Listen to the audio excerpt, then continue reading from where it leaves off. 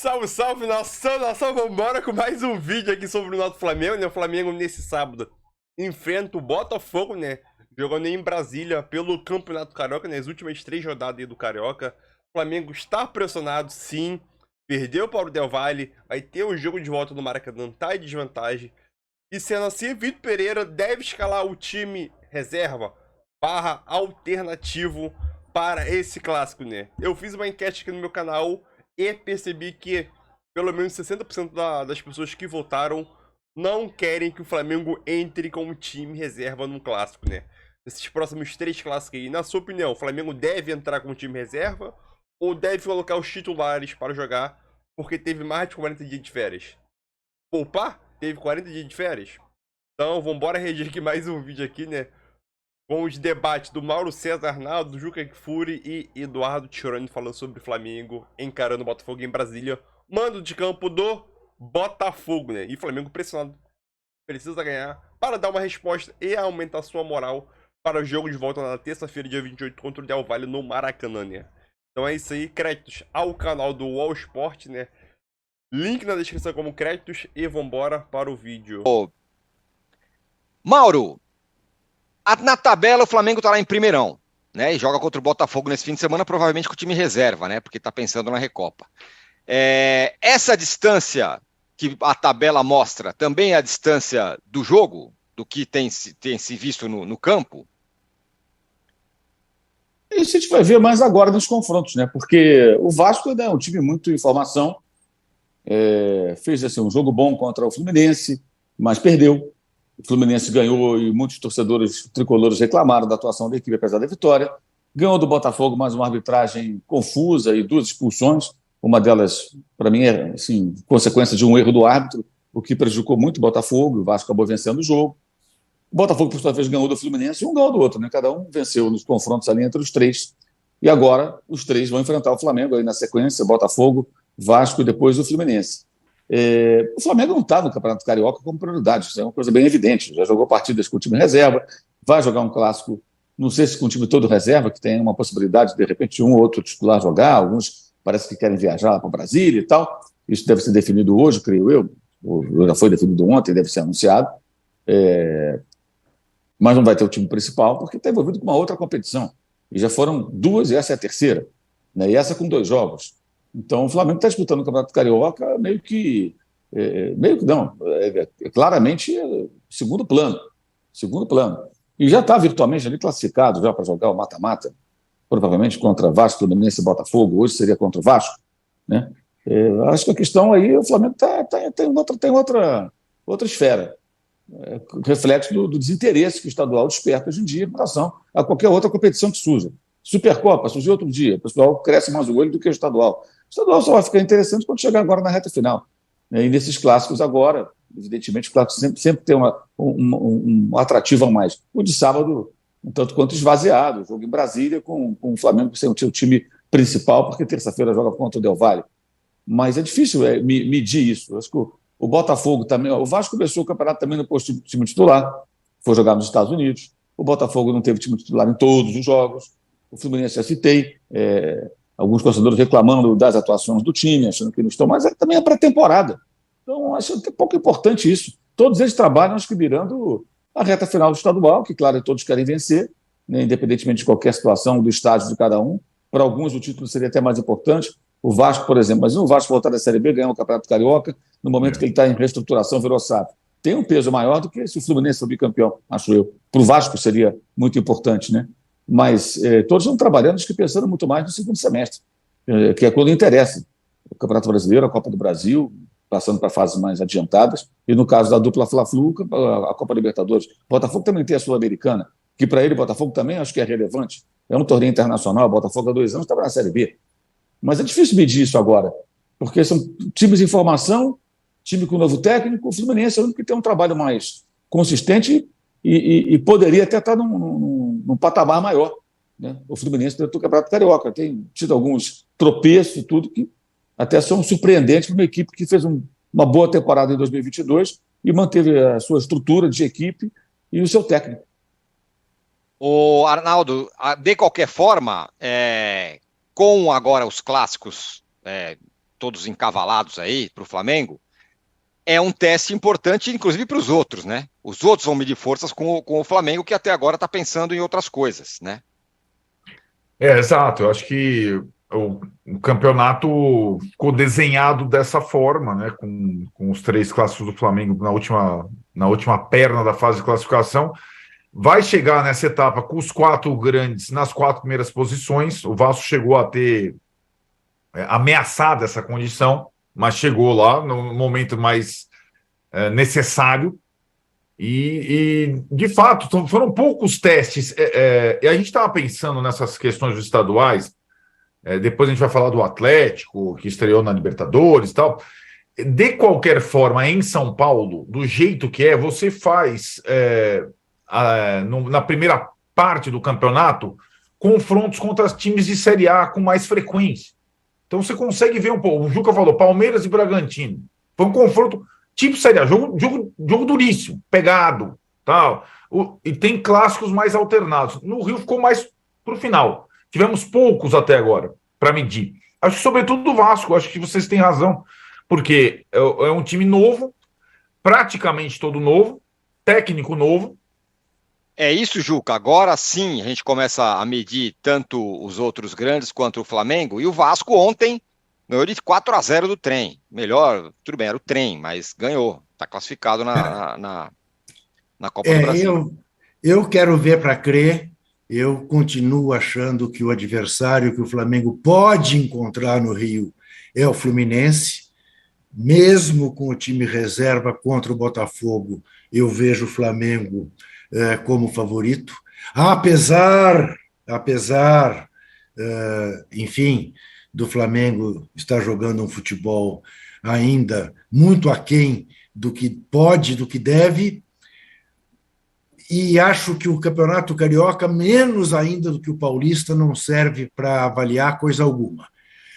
Concordo com o Arnaldo que o Campeonato Paulista tem mais essa característica de poder medir alguém pelos confrontos dos grandes e porque alguns pequenos não são assim tão pequenos, né? O Bragantino, por exemplo, é time de Série A, e tem essa campanha do São Bernardo. Olha, eu arrisco dizer o seguinte, não estou comparando o tamanho do jogo. É claro que o grande jogo do fim de semana em São Paulo é Santos e Corinthians, o clássico, de tanta história. Mas o jogo mais interessante do fim de semana em São Paulo é São Paulo e São Bernardo no Morumbi. Terá mais gente do que na Vila Belmiro, por razões óbvias, e, enfim, São Bernardo toca. E no Campeonato Carioca, o adversário possível para o Flamengo, e já mostrou isso no ano passado, foi o Fluminense. E o Flamengo está dando ao Campeonato Carioca a importância que ele tem, que ele deve ter. A Copa Sul-Americana é mais importante, sem dúvida alguma. O Mauro, ainda sobre o Flamengo, desse time reserva que deve entrar em campo aí, imagina que dá para tirar alguma coisa não para o jogo da Recopa, mas para o longo da temporada, porque, ao que parece, o Flamengo, como você mesmo já disse, talvez tenha que mexer nesse time titular intocável, vamos dizer assim. Ele vai ter que mexer, né? Talvez não seja para esse jogo terça-feira, mas naturalmente ele vai fazer mudanças. Acho que isso vai acontecer, está muito claro que é necessário, né? Pelo menos estabelecer disputa por posições, né? Tirar jogador da zona de conforto, né? Por mais que uma parte da imprensa considere pecado mortal tirar um integrante do chamado quarteto de um jogo contra o Volta Redonda, né? Como se fosse isso o maior dos absurdos, né? Vai ter que fazer isso, deve contar com respaldo. Vamos ver se ele vai ter respaldo como técnico para fazer essas mudanças. O jogo de sábado acho que pode servir para amadurecer algumas ideias, alguns jogadores da base. O bola da vez é o Matheus Gonçalves, tem 17 anos. Ele já colocou esse garoto no finalzinho do jogo contra o Del Valle. Me pareceu que colocou até para passar por um pequeno batismo, né? Ter o contato ali, um jogo internacional e tal. E o garoto tem muita personalidade, vai para cima, tenta jogadas. Ele é considerado da geração um pouquinho, um ano mais novo, né, que o Matheus França, que renovou o contrato, com uma multa agora bilionária, né, o Matheus França. Ele é considerado assim, a grande esperança do clube, né? Se tornar um grande jogador, logo na sequência do Matheus França, ele tem 18 ou tem 17 anos. Então, esse jogo pode servir para isso também, Agora, alguns atletas acho que dependem também de uma sequência de jogos. Já falei isso várias vezes do Cebolinha. Cebolinha, quando joga no time reserva. Não tem sequência jogando com os titulares, com o grupo mais forte dos jogadores. Isso complica bastante. Agora, a grande questão do Flamengo é saber, ver como a diretoria vai lidar, especialmente diante do que vem acontecendo. Eu tenho falado sobre isso. O Flamengo está cercado numa situação em que há influenciadores, que têm canal no YouTube ou não, mas são considerados influenciadores, que são seguidos por muitas pessoas e que se alimentam da crise. A quantidade de fake news envolvendo o Flamengo é uma coisa pavorosa. E tem muita gente que acredita. Nós sabemos que no Brasil o povo acredita na fake news, né? Na política, no futebol também. Então, isso é muito grave. A diretoria deveria ter uma posição muito firme com relação a isso, para que o técnico, seja ele qual for, hoje é o Vitor Pereira, amanhã pode ser qualquer um outro, possa trabalhar. Porque é inacreditável. Há quem tenha afirmado há alguns dias que o Vitor Pereira estava demitido. Está demitido. Demitido? Martelo batido, Que isso? Isso é um absurdo, isso é uma piada. Agora, aí o pessoal confunde isso com jornalismo. Não é jornalismo. O cara pode até ser jornalista, pode ter o diploma, mas o que ele faz é o quê? Não é jornalismo, é entretenimento fanfarrônico. Nada além disso. Mas isso atrai audiência. E os caras crescem. Eles se alimentam da crise. A crise do Flamengo é boa para eles. Se apresentam como influencers rubro-negros, e nem são rubro-negros todos eles, hein? Eventualmente o cara até é torcedor de outro time, mas cria ali um personagem e vai atrás disso. Isso é terrível, tem um impacto muito grande, porque a diretoria permite, porque arrasta muita gente atrás, disseminando ódio contra profissionais, certezas com relação ao técnico, e também na imprensa tem esse tipo de coisa. Há quem se alimente da crise e só fala em queda de técnico. Como o clube pode trabalhar dessa maneira? Não tem como. Agora cabe à diretoria, dessa vez, mostrar com o tempo, não adianta falar. O tempo que vai dizer, que vai permitir que o técnico trabalhe. Por isso eu acho que o jogo de terça-feira ele não pode balizar rigorosamente nada. Campeão, o time não vai estar bom. Perdeu para o Del Valle o título da Recopa, também não vai estar bom, obviamente. É muito claro, o time não vai virar uma máquina no estalar de dedos.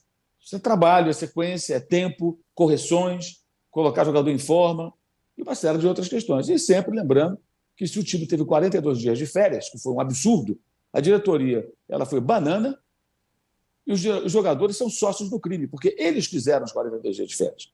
Não são criancinhas inocentes que foram impedidas de ir para a escola. Não, são adultos que não quiseram também trabalhar após os 30 dias. Quiseram mais tempo. O patrão, muito bonzinho, deu os 12 dias. Então, todos eles pensaram o quê? Tá tudo bem, está de férias. Os outros, nós queremos mais dias de folga. E o clube que fica em segundo plano. Os objetivos esportivos do clube ficaram em segundo plano. A diretoria fazendo média com o jogador aproveitando para curtir mais tempo sem ter que trabalhar, sem ter que voltar para o clube para treinar. E aí o André Rocha, vou citar de novo ontem, lembrou um ponto importante, que é a desmobilização pós-final da Libertadores. De fato, o Flamengo já estava de férias ali, quando quase perdeu para o Juventude, quando perdeu para o Corinthians do Maracanã, foi a única partida razoável que foi feita por aquela equipe, perdeu para o Avaí e para o Coritiba. 2 rebaixados, um que quase foi rebaixado. Foi uma derrota, uma quase derrota, o Flamengo foi salvo contra o Juventude por um gol de um garoto lá no final, e o Coritiba que escapou, né? Venceu o Flamengo como o Avaí, que foi rebaixado com uma péssima campanha. Então, essas férias, elas já vêm mais de trás, desde Guayaquil, desde o desembarque lá do Equador. Os caras não queriam mais, não estavam mais afim.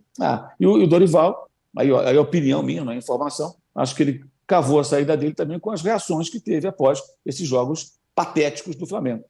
Então, diante disso, quer dizer, aí acham que um técnico vai corrigir. Eu continuo querendo saber que técnico dos milagres é esse que essa ala maluca da torcida do Flamengo acha que existe. Um cara que vai chegar lá e vai transformar tudo de uma hora para outra. Depois de todos os erros que foram cometidos pela diretoria e também pelo elenco. Também pelo elenco. Porque o Michael voltou para treinar antes de começar a temporada retrasada, porque ele estava embaixo, ele queria, lembra? Lembro. E fez um grande ano. E todo mundo elogiou, olha só, o cara profissional. Gabigol também. O Gabigol voltou antes das férias. O Zico fez isso. Até eu dizia aqui outro dia. Não tem Zico no Flamengo. Qualquer um pode ser barrado. Porque não tem Zico no Flamengo hoje. E por que o Zico nunca ficou fora de forma? O Juca lembra do Zico fora? O Zico podia estar numa forma técnica, que acontece. O Zico está fora de forma, o Zico está gordo, o Zico não está treinando. Nunca houve. Ao contrário. Nunca houve. Ao contrário. Ao Se contrário, machucava, ficava lá tratando, fazendo tratamento. eu poucas vezes na minha vida vi alguém fazer tanto esforço para disputar um torneio como vi o Zico em 86 no México. Era até angustiante. Você chegava na concentração do Brasil 8 horas da manhã, ele estava fazendo ferro, bicicleta e não sei o quê. Você saía meio-dia para almoçar, ele continuava. Você voltava às 2h30, ele estava lá. Você ia embora às 7 horas da noite, ele continuava. Era impressionante. É impressionante. É o que eu sempre uso para explicar por que ele bateu o pênalti contra a França. Ali ele olhou e falou: não é possível. Eu me matei para estar aqui. Eu entrei em campo, eu dei o passe para o branco, ele sofreu o pênalti, eu vou bater esse pênalti. E aí aconteceu, como acontece, é absolutamente normal acontecer. Mas eu nunca vi. Se ele não bate e alguém perde, ele seria chamado de covarde. Covarde, isso, exatamente. Isso. Muito bem, ó, fechamos. Então, é isso aí, nação. Mais um vídeo aí para o canal. Vai deixando o seu like, né? Já vai deixando o seu like para ajudar o canal. O que o Mauro César Pereira falou, concordo com ele, entendeu? Hoje em dia, o Flamengo não tem Zico, só que o treinador do Flamengo, o Vitor Pereira, ele fica meio sem saída. Se você mexe na zaga, é questionado. Mexe no quarteto, é questionado mais ainda. Tu tira algum jogador para tentar realizar algum teste e tentar trazer alguma estabilidade defensiva, aí esse teste acaba não sendo bem sucedido, é criticado. Então o Vitor Pereira, ele é criticado em tudo que ele faz. Se ele ganhar o jogo por 1-0 e jogar mais ou menos, é criticado. Entendeu? A gente tá... É aquilo. A nossa cultura brasileira, a gente tem a mania de tudo de... como que é? Tudo rápido. Eu esqueci a palavra. Tudo rápido. E a gente sabe que um trabalho de um novo técnico, um estilo de jogo diferente, novas metodologias dentro de campo, demanda tempo. Demanda de 3, 4 meses. Só que esse tempo o Flamengo não tinha. Não tinha o Flamengo. Só que já tava com o Dorival. Então era mais fácil manter o Dorival, que já tinha um trabalho, do que trocar. Então, óbvio que na minha visão, o Vitor Pereira tem culpa em alguns resultados do Flamengo. O futebol do Flamengo piorou, regrediu do ano passado pra cá. Regrediu. Só que teve uma enquete no Twitter. No Twitter do canal Paparazzo, que é um dos principais influenciadores aí do Flamengo. Ele fez uma enquete de quem é a maior culpa desse atual momento do Flamengo. Ele fez uma enquete lá que teve mais de 50 mil votos. Teve 3 opções: diretoria, Vitor Pereira, jogadores. A diretoria ganhou como lavada. Então a gente sabe que a maior culpa, sim, é da diretoria. Por dar os 42 dias de férias, como o Mauro César Pereira deu, o planejamento foi totalmente rápido por ter trocado o Dorival. Poderia ter trocado depois do Mundial. Tem esse ponto também. E aquilo, os jogadores também que pediram, entendeu? Esse tempo de férias a mais, né? É aquilo. Geralmente o jogador brasileiro, durante as suas férias, ele não se cuida. Diferentemente de outros caras, vamos dizer assim, Haaland, Mbappé, Messi, Cristiano Ronaldo como referência nesse século. A gente sabe que o jogador brasileiro não se cuida. Vinícius Júnior é um cara que tá indo na contramão. O Vinícius Júnior nas férias ele se cuida. Entendeu? Neymar. Vou falar nem Neymar porque Neymar é complicado, né? Então aquilo. No futebol brasileiro, eu acho que isso vai mudar essa cultura do nosso futebol brasileiro? Não. Entendeu? Michel, eu sempre vim aqui falando aqui no canal, né, em alguns vídeos. O Mauro César lembrou aí sobre o Michel que voltou antes. E aquilo. Agora a gente paga o preço do que a diretoria, principalmente a diretoria fez.